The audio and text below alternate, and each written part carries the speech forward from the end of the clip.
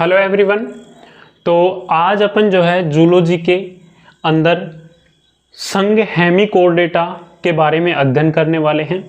और ये जो संघ है ये आपके लास्ट संघ है और आज की क्लास में अपन समाप्त कर लेंगे अकशेरुकी जो जंतु होते हैं उनके वर्गीकरण के बारे में कंप्लीट अध्ययन जो है आज की क्लास के कंप्लीट होने के बाद में हो जाएगा। ठीक है, तो आज अपन बात करेंगे संघ हेमिकोर्डेटा। ठीक है, और अपन ने इससे पहले जो है 10 संघ जो है कंप्लीटली पढ़ लिए हैं। 10 संघों के बारे में जो है अपन ने कंप्लीट अध्ययन कर लिया है। ठीक है, और अब जो अपनी नेक्स्ट क्लास होगी वो होगी सेल ऑर्गेनेलिज के बारे में। फिर पढ़ेंगे अपन सेल डिवीज़न, फिर पढ़ेंगे अपन मेंडल के जो जेनेटिक्स प्रभाव है उनको देखेंगे। आनुवांशिकता के बारे में विस्तृत अध्ययन अपन करेंगे। ठीक है, तो इस क्लास को कंप्लीट होने के बाद में जूलॉजी का लगभग 25% सिलेबस जो है अपना कंप्लीट हो जाएगा। ठीक है, लगभग 25% सिलेबस कंप्लीट हो जाएगा। फिर आगे जो है सिलेबस ज़्यादा लेंथी नहीं है और ज़्यादा हार्ड नहीं है, क्योंकि सेल डिवीज़न है, नॉर्मल तरीके से है। कोशिका जो कोशिकांग हैं कोशिका के वो भी अपने जो है नॉर्मल होते हैं। बाकी कुल मिला के बात ये है कि आगे अपन जो भी पढ़ेंगे वो बिल्कुल नॉर्मल रहेगा। ये जो 10 क्लास हैं अपनी, जो 10 संघ हैं, 10 या संघ हमने आपसे पहले कर लिए और ये 11वां संघ है, अर्थात 11 संघ जो हैं इनको आपको अच्छे से पढ़ना है। ठीक है, ध्यान रखना, रिवीजन करते रहना है। ये नहीं है कि ये क्लासेज कंप्लीट हो गई अपन कल की क्लास करेंगे सेल ऑर्गेनेलिज के बारे में, तो ये नहीं है कि भाई इनको छोड़ दो, फिर इनको रिवीजन करते रहना। मैं फिर से आपको बार बार बोल रहा हूँ कि रिवीजन करते रहना, क्योंकि रिवीजन करने से ही आपको चीज़ें याद रहेंगी।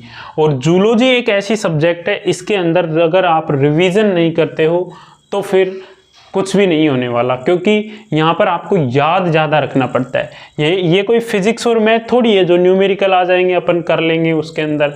इसमें तो याद करना पड़ेगा भाई, तो याद कीजिएगा। ठीक है, और जो चीज़ें रटने की है ना उनको रटो।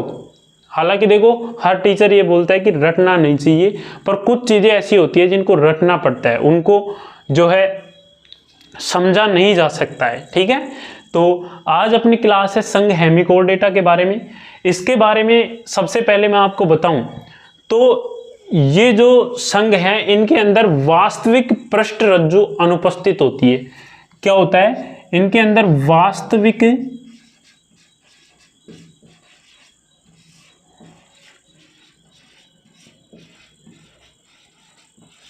पृष्ठरज्जु क्या होती है? अनुपस्थित होती है। इसलिए इस संघ को स्वतंत्र जो है संघ घोषित किया गया है, स्वतंत्र संघ के रूप में रखा गया है, क्योंकि जो आधुनिक वर्गीकरण में इस संघ को कोर्डेटा के साथ नहीं रखा गया। इस संघ को जो है आधुनिक वर्गीकरण जो किया गया उसके अंदर कोर्डेटा के साथ नहीं रखा गया है, क्योंकि वास्तविक पृष्ठरज्जु यहाँ पर अनुपस्थित देखने को मिली, इसलिए इसको एक स्वतंत्र संघ जो है रखा गया है। ठीक है, अब अपन बात करेंगे संघ हेमिकोर्डेटा के मुख्य लक्षणों के बारे में, और इसके मुख्य लक्षण कंप्लीट होते ही अपन पढ़ेंगे इसके क्लासिफिकेशन के बारे में, अर्थात इसके जो है वर्गीकरण के बारे में अपन जो है चर्चा करेंगे। ठीक है, तो सबसे पहले अपन चलते हैं इसके लक्षणों की तरफ। तो देखो यहाँ पर ये लक्षण अपन को हर क्लास में बस यही देखने को मिला है, आवास, इनका जो बॉडी स्ट्रक्चर, और फिर इनके जो है शरीर का संगठन, फिर इनका परिसंचरण तंत्र, तंत्रिका तंत्र, और इनका जो है श्वसन तंत्र, रेस्पिरेटरी सिस्टम, ये अपन को जो है यहाँ पर कंप्लीटली अध्ययन करना है। ठीक है, जनरल कैरेक्टर्स इनके यही होते हैं और इनके अलावा क्या ही होगा। ठीक है, तो देखो सबसे पहले अपन जो है इनके लक्षणों में आवास की बात करते हैं कि ये कहाँ पर पाए जाते हैं। तो इनके आवास होते हैं समुद्र के अंदर, अर्थात इस संघ के जितने भी सदस्य होते हैं वो समुद्रीय होते हैं। कैसे होते हैं? समुद्रीय होते हैं। ठीक है, क्लियर यहाँ तक? इस संघ के जितने भी सदस्य होते हैं क्या होते हैं? समुद्रीय होते हैं। नेक्स्ट इनके बॉडी स्ट्रक्चर की बात करें अपन, इनका जो शरीर है वो किस तरीके का जो है पाया जाता है। ठीक है, तो देखो कोमल, भंगूर एवं कृमि समान जो है इनका बॉडी का स्ट्रक्चर देखने को मिलता है। ठीक है, इनको दिमाग में बिठा लेना, इनके जो नॉर्मल कैरेक्टर्स हैं आप कंफ्यूज हो जाओगे, क्योंकि 11 संघ हैं और 11 संघों के आप नॉर्मल कैरेक्टर्स पढ़ोगे तो कहीं ना कहीं जो है समानता इनके लक्षण जो है दर्शाते हैं। इस वजह से आपको अच्छे से इनको क्लियर करना है। इनकी जो बॉडी स्ट्रक्चर है संघ हेमिकोर्डेटा के सदस्यों की, उनके कोमल, भंगूर एवं कृमि समान होती है। कैसी होती है? कोमल होती है, भंगूर होती है एवं कृमि समान होती है। और जो हेमिकोर्डेटा संघ के सदस्य हैं इनका शरीर 3 भागों में विभक्त हुआ होता है। इनका शरीर 3 भागों में विभक्त रहता है और वो 3 भाग है सूंड, कॉलर और धड़। मैंने यहाँ पर डायग्राम बनाया, इसमें जो ये ऊपर का भाग है ये क्या होगा? सूंड होगा। इस तरीके से इनके शरीर की जो है स्ट्रक्चर होती है। और ये जो बीच का भाग होगा ये कॉलर होगा। क्या होगा? कॉलर होगा। ठीक है, और जो ये यहाँ से लेकर नीचे तक का भाग होता है ये इनका धड़ भाग होता है। ठीक है, इस तरीके से इनमें सूंड, कॉलर और धड़। और मैं एक बार फिर से आपको इस क्लास में बोलूंगा कि डायग्राम जो है आपको 3D वे में देखने हैं, गूगल पे सर्च करके संघ हेमिकोर्डेटा के जो है डायग्राम आपको 3D वे में देखने हैं। ठीक है, अपने पास डिजिटल बोर्ड की व्यवस्था नहीं है, जल्द ही कर लेंगे, वरना उसमें आपको अच्छे से ये समझ आता। ठीक है, क्लियर हो गया? शरीर जो है हेमिकोर्डेटा संघ के सदस्यों का 3 भागों में विभक्त होता है, सूंड, कॉलर और धड़। ठीक है, अब नेक्स्ट अपन बात करें, जो नोटोकॉर्ड केवल अग्र सिरे पर ही पाए जाते हैं। इन जो हेमिकोर्डेटा संघ के सदस्य हैं इनमें नोटोकॉर्ड केवल अग्र सिरे पर ही जो है पाए जाते हैं। इस वजह से इनको जो है नोटोकॉर्डेटा समूह के अंतर्गत रखा गया। ठीक है, देखो नोटोकॉर्ड केवल अग्र सिरे पर ही पाई जाती है, अतः इसे अंधनाल कहते हैं। जो ये नोटोकॉर्ड जो होता है ये अग्र सिरे पर पाया जाता है, उसे क्या कहते हैं? अंधनाल कहते हैं। और इसी कारण जो है इनको नोटोकॉर्डेटा जो है समूह में रखा गया है। ठीक है, नोटोकॉर्डेटा के अंतर्गत जो है इनको रखा गया है। देखो अब नेक्स्ट मैं बात करूं, इस संघ के सदस्यों में स्केलेटल टिश्यूज नहीं पाया जाता है, अर्थात इनके अंदर कंकालीय ऊतक जो है नहीं पाया जाता है। संघ हेमिकोर्डेटा के बारे में अपन बात कर रहे हैं, तो इस संघ के जितने भी सदस्य होते हैं उनमें स्केलेटल टिश्यू जो है नहीं पाया जाता है। क्या है?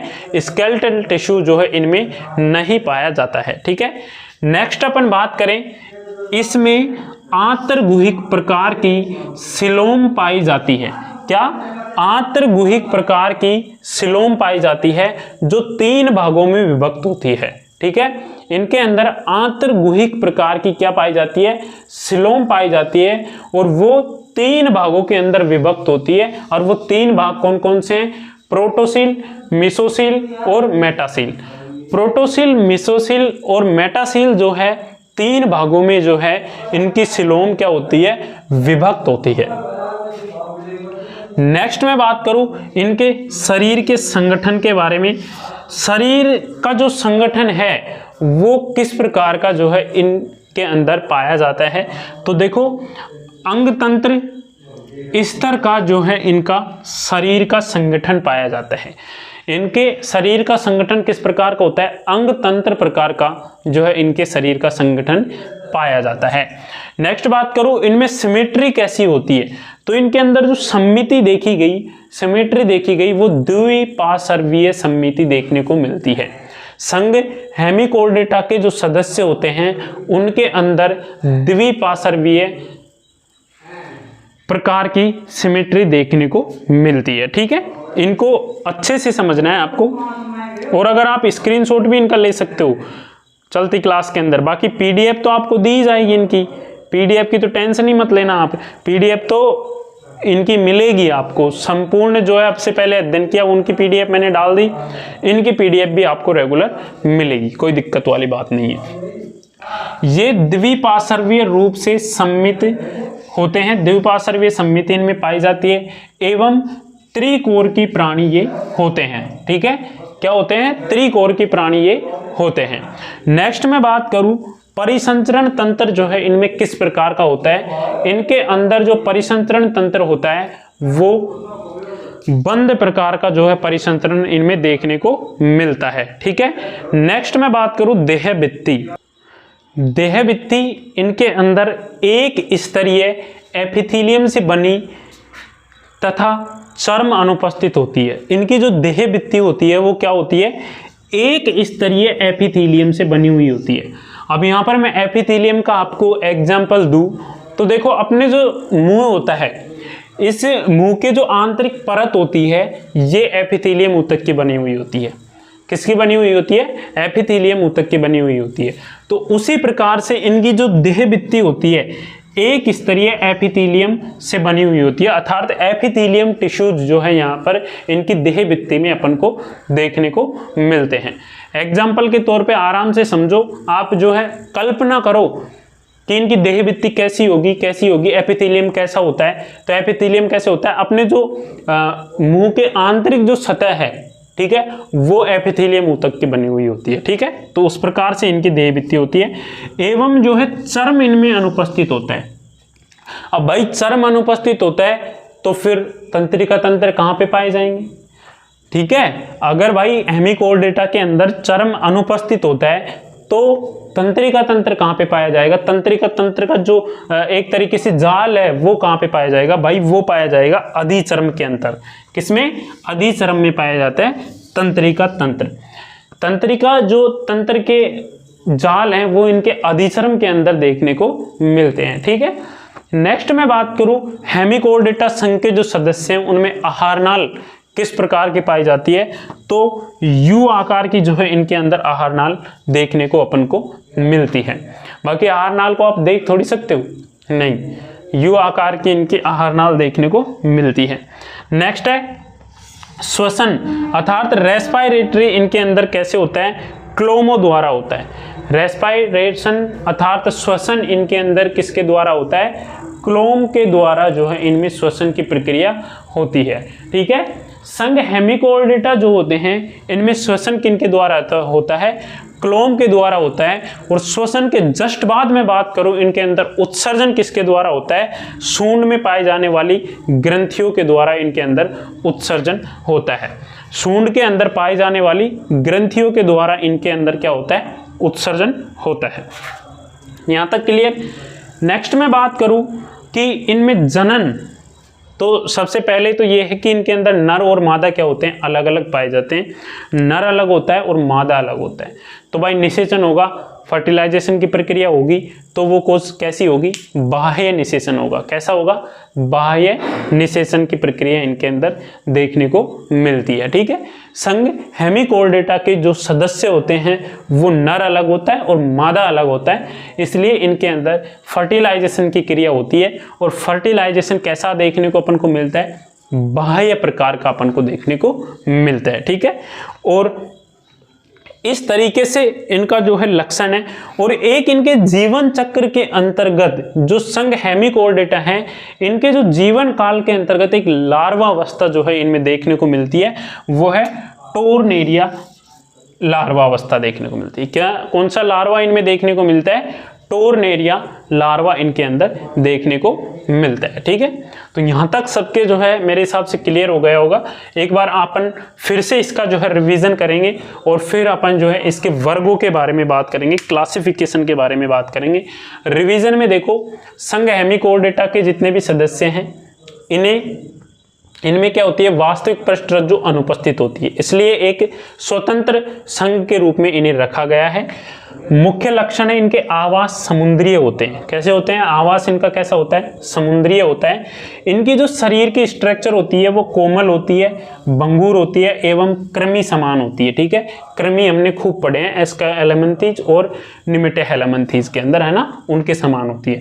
शरीर इनका 3 भागों में विभक्त होता है, पहला सूंड, दूसरा कोलर और तीसरा धड़। जो कि मैंने यहाँ पर सूंड बनाया है, ये कोलर बनाया है, ये धड़ बनाया है। ठीक है, डायग्राम आप अच्छे से देख लेना इनका। ठीक है, नेक्स्ट, नोटोकॉर्ड केवल अग्र सिरे पर ही पाए जाते हैं, जिन्हें क्या कहते हैं, अंधनाल कहते हैं, और इस वजह से इनको नोटोकॉर्ड के अंतर्गत रखा गया है। ठीक है, नेक्स्ट अपन बात करें, इस संघ के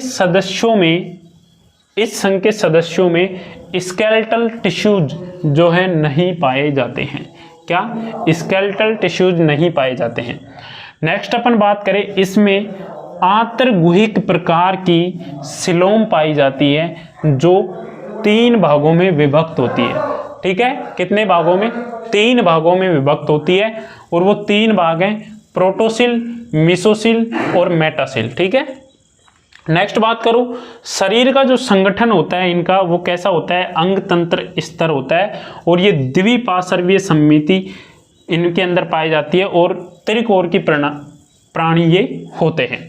नेक्स्ट बात करें, परिसंचरण इनके अंदर बंद प्रकार का जो है देखने को मिलता है, बंद प्रकार का परिसंचरण इनमें देखने को मिलता है।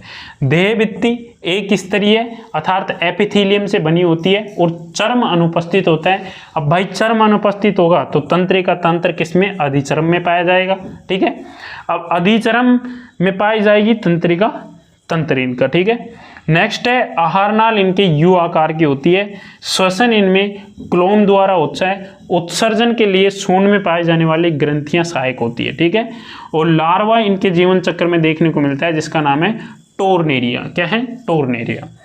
जनन इनके अंदर जो है मादा और नर अलग अलग होने के कारण बाह्य निषेचन अपन को देखने को मिलता है। ठीक है, तो इस प्रकार से जो है संघ हेमिकोर्डेटा के लक्षणों के बारे में अपन ने बात की। छोटा सा ये संघ है, और यहाँ से क्वेश्चन भी अभी तक जो है नॉर्मली आपके बने हैं, ज़्यादा इम्पोर्टेंट ये संघ आपके लिए नहीं है। ठीक है, बाकी अब हो सकता है क्योंकि आधुनिक वर्गीकरण में इसको कोर्डेटा के साथ नहीं रखा गया। ठीक है, अब बात करेंगे अपन इसके वर्ग के बारे में। तो इसका क्लासिफिकेशन जो है वो 2 प्रकार से है, इसे 2 वर्गों में जो है विभाजित किया गया है। ठीक है, अब वो 2 वर्ग कौन कौन से हैं और उनके बारे में अपन को जो है थोड़ा सा बेसिक डिस्कशन करना है। तो देखिए, यहाँ पे मैंने नोट कर दिया है इनके 2 वर्गों को।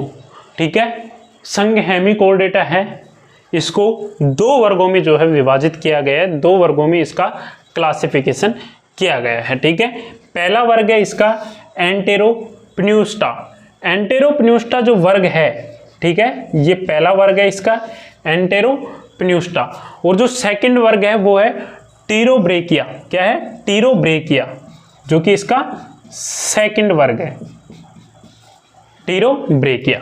अब अपन एंटेरोप्न्यूस्टा और टीरोब्रेकिया के अंतर्गत जो सदस्य आते हैं, जो जंतु आते हैं, जो जीव आते हैं, उनके बारे में थोड़ा सा अपन बेसिक सा देखेंगे। तो देखो, जो एंटेरोप्न्यूस्टा होते हैं ये कैसे होते हैं? जिनको अपन बोल सकते हैं जीवकृमि।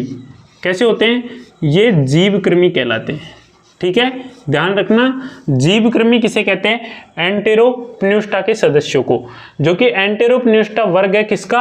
हेमिकोर्डेटा का। नेक्स्ट मैं बात करूं, ये आवास इनका कैसा होता है? आवास ये वही भाई समुद्र में पाए जाते हैं,